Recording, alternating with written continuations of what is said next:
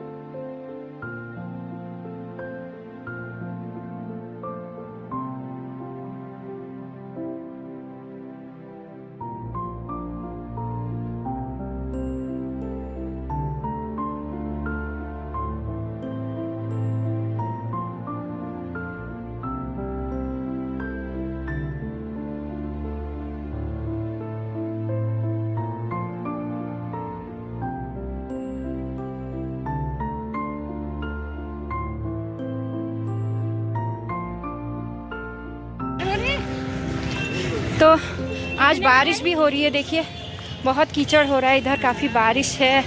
और दिनों तो बहुत सारे लोग दिखते थे, पर लेकिन अभी सुबह का टाइम भी है, लेकिन बारिश भी हो रही है, पानी भरा हुआ है जगह जगह। लेकिन घर से आते आते हमें बारिश नहीं हुई और अच्छे से हम यहाँ पहुँच गए। और अभी हो रही है थोड़ा बहुत बूंदाबांदी, और सुबह से तो बहुत बारिश हो गई थी। इधर तो सारा पानी भरा हुआ है फील्ड की तरफ। अब बोलो नमस्कार। नमस्कार। कैसे हो आप सब लोग? बस बढ़िया। जय गौ माता। क्या हो आप मेरे अपने रिश्तेदार? बढ़िया है, बढ़िया है। वत्स बढ़िया है। ऐसे मुझे दे देना।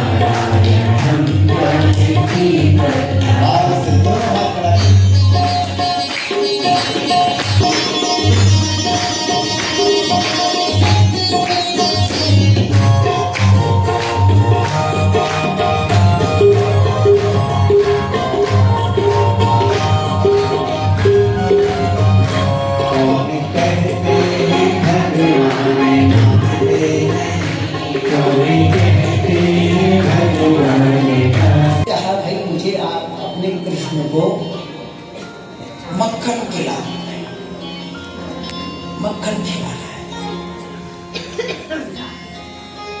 लेकिन कौन सा मक्खन खिलाना है? मशीन वाला। समझ आ गया।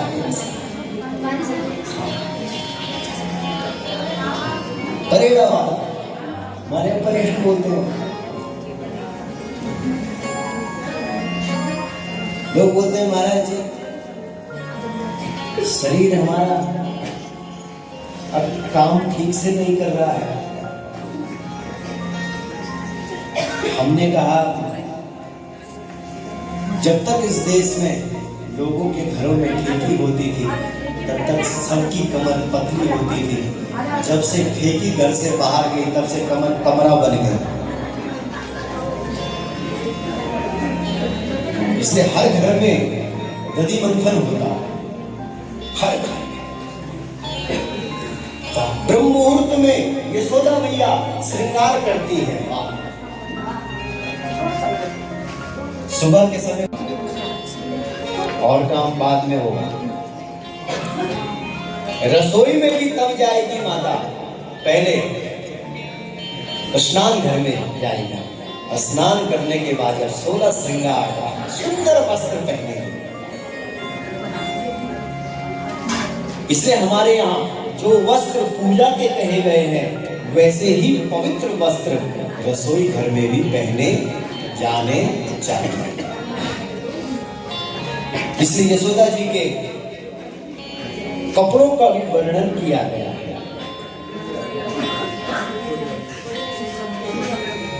कर्मांतर नियुक्तासु निर्ममंत स्वयं दधि।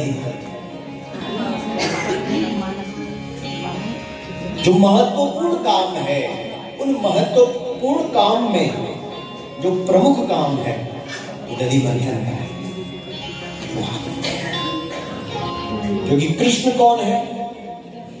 माखन दुर्लभ बड़ संसारा, जानि मरम प्रभु करहि प्रचारा। मक्खन भगवान को इतना प्रिय है, इतना प्रिय है कि उस मक्खन के लिए कृष्ण धरती पर उतर गया और गोपियों के घरों में जा जाकर के चुराने लगा। इतना प्रिय है। और केवल मक्खन कृष्ण को ही प्रिय नहीं है, केदारनाथ में बाबा केदार बैठे हैं, वहां भी जो बैठा है भगवान, उसको भी मक्खन प्रिय है।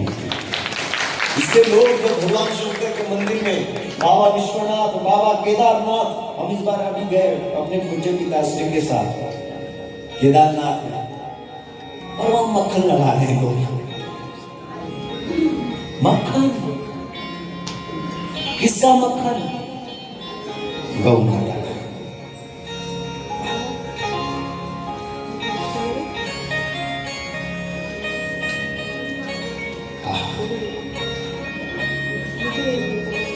जब आपका मन मक्खन बन जाए और आंख बंद करके आप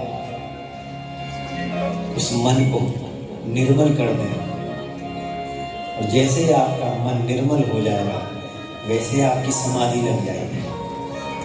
आप नैनीताल में भी बैठे होंगे ना, आप आंख बंद करेंगे, आपने कहा चलो केदारनाथ, और आप केदारनाथ पहुंच गए, और आपके सामने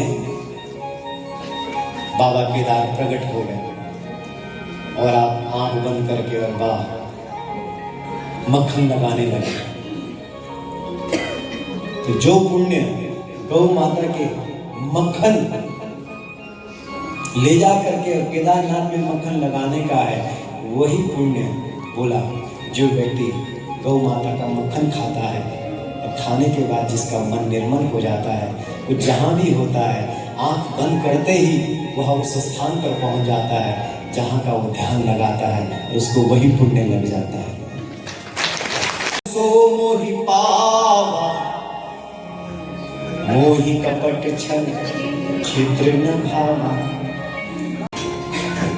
ब्रह्म मुहूर्त में सज करके गई है। जो सिर पर जो बालों पर जो गजरा लगाया है, उसका वर्णन भी किया गया। वाह, जोरदार तालियां बजाएं।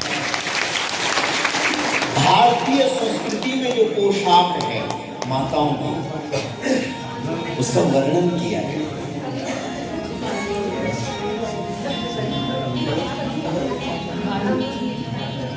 पुत्र स्नेह कुछ युगम जात कंपम च शुक्रु रज्ज्वाकर्षण श्रम। माताओं का श्रम, माताओं के लिए कहा है, माताओं आपका क्या श्रम है? जिस माता के घर में गाय है, ऑटोमेटिक उस माता की आंखें सुबह सुबह अपने आप खुल जाती है। क्यों? क्योंकि गाय माता सुबह होते ही क्या बोलती है? जोर से बोलो, हाँ। ए माँ खड़ी उठ।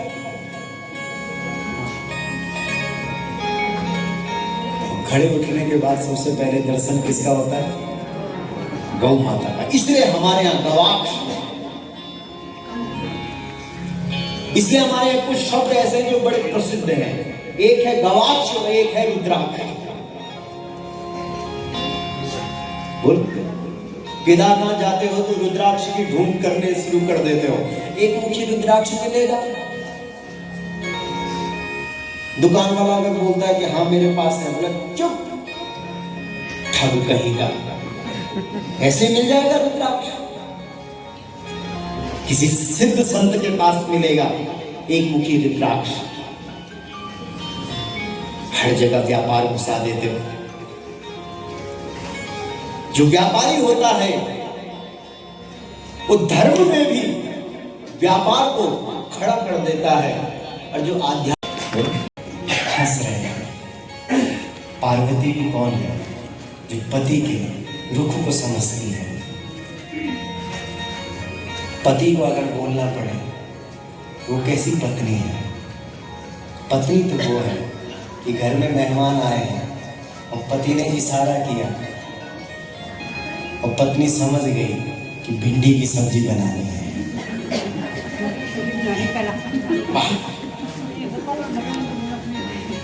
बोलना पड़े पति को तब पत्नी करे, वो कहना है पत्नी जो इशारों को समझे, इशारा समझे, वो है जो एक दूसरे के इशारे को समझे। इसलिए पार्वती जी आज जब भगवान शंकर को मुस्कुराते हुए देखा, किसके नीचे?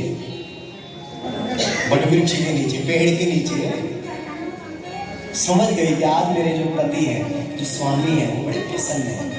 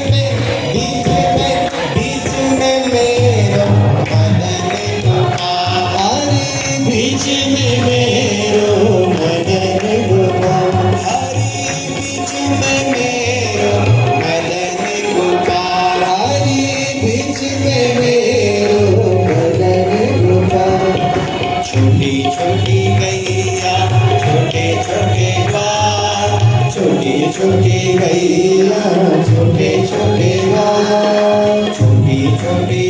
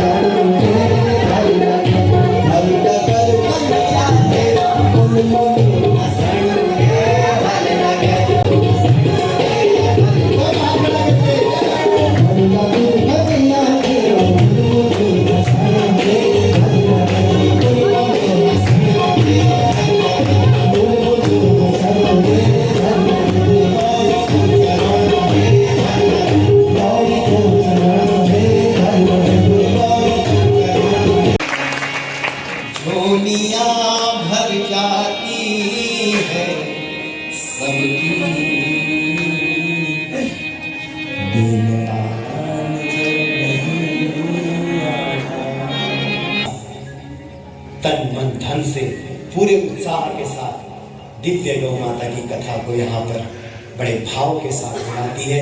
ऐसी समिति का हम जोरदार ताली के साथ बहुत बहुत अभिनंदन करते हैं। संपूर्ण मातृशक्ति का बहुत बहुत धन्यवाद। और रश्मि बहन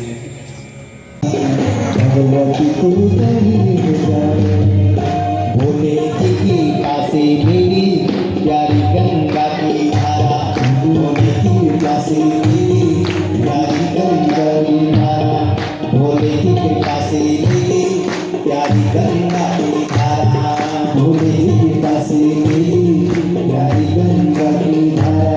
स्वर्ग की जय माँ पहुँची भारत हमारा।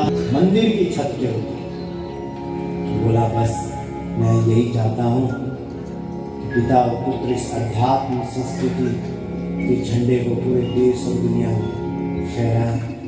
तो जिस प्रकार से हमारे पूज्य पिताश्री ने और हमारी माता जी ने हमको इस काम में लगा रखा है, उनका आशीर्वाद हमको मिला, ऐसा ही आशीर्वाद आप भी हमको दीजिए। हम धर्म और संस्कृति के मार्ग पर आगे बढ़ाते रहें, करते रहें। आशीर्वाद तो सभी दे सकते हैं। आप लोगों का बहुत बहुत धन्यवाद करते हुए, प्रणाम करते हुए, नमन करते हुए, है ना, जो आज हमारे मुख्य यजमान है आदरणीय श्री पूर्णानंद भट्ट जी, श्रीमती रेवती भट्ट जी, एक बार जोरदार ताली के साथ कैसे न फूटे मेरे मन के उद्गार, कैसे न। अब मैं मालिक अपनी वाणी को विराम देती हूँ।